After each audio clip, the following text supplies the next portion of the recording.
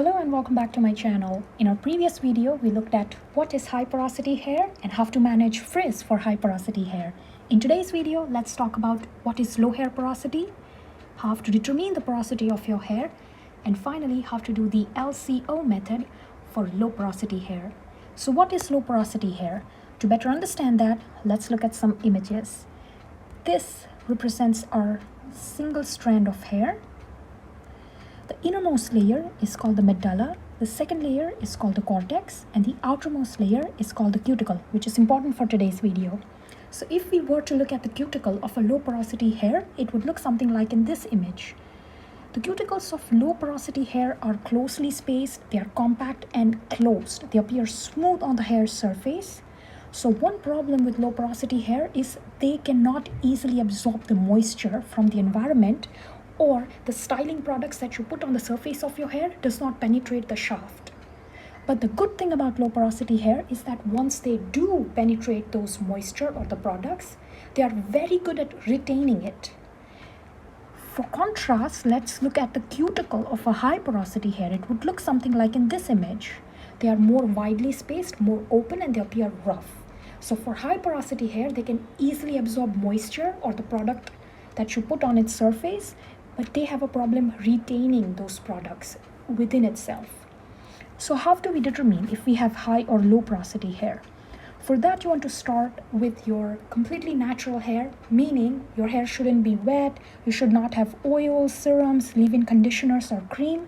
It should be washed and completely natural. Then sprinkle some water and observe. If water droplets form on the surface of your hair, and it takes significantly longer for that water that you sprinkled on your hair to absorb within itself, that means you have low porosity hair. What are some other signs that can tell you that you might have low porosity hair? If you have hair that is straight and they lie flat and close to your scalp, that is one sign. Other sign would be if your hair significantly takes more time to wash because it repels water penetration. That is one sign of low porosity hair. And finally, if your hair takes longer to dry, sometimes even more than 2 hours, that is another sign of low porosity hair. So now, because of the internal structure of low porosity hair, it's tough to manage low porosity hair. So how do we do our hair care for low porosity hair? So we want to start with using a clarifying shampoo. Why? Because if you have product buildup on your scalp and on the shaft of your hair, that is going to make it even more difficult for your hair to absorb the moisture or the styling products that you're going to put on your hair to make your hair manageable. So you want to start with a clean slate. You want to use a clarifying shampoo, get rid of all the sebum, all the product buildup, everything, and start fresh. Now, moisturization is paramount regardless of high or low porosity. The techniques are different for both high porosity and low porosity. Today we are looking at low porosity hair. If you wanted to know how to manage high porosity hair, look at my previous videos. Okay, so for moisturizing our hair, we want to use lighter oils because it is already difficult for your hair to penetrate products. If we use thick oil, they are not going to penetrate. They are just going to sit on the surface of your hair, making it more greasy, more flat and lifeless and dull. So we don't want that. So use lighter oils like your grapeseed oils, sweet almond oils, olive oil, etc. Coconut oil is not a lighter oil, okay? So don't use that. Now, we want to deep condition. Whenever we use a conditioner or a moisturizing product, we want to make sure that we use it with heat. Now, I don't mean heat tools.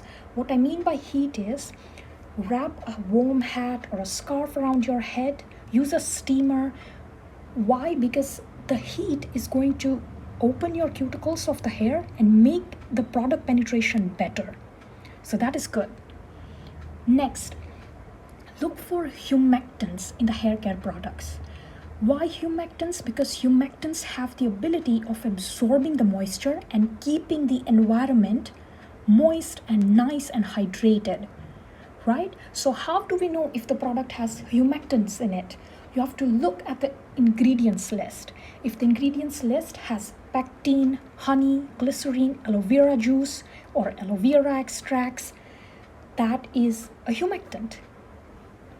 Now, for the LCO method, you just have to choose liquid, cream, and oil, right? So for liquid step, we are going to use water, that is liquid. Next, for leave-in, we are going to use a leave-in cream or a leave-in conditioner. I personally like leave-in conditioners a little better. And lastly, to seal everything in, we are going to use oil. But remember, you have to use lightweight oils like your olive oil, sweet almond oils, or grapeseed oil. Okay, so that is your LCO method for keeping your hair frizz-free, for managing it, for moisturizing it.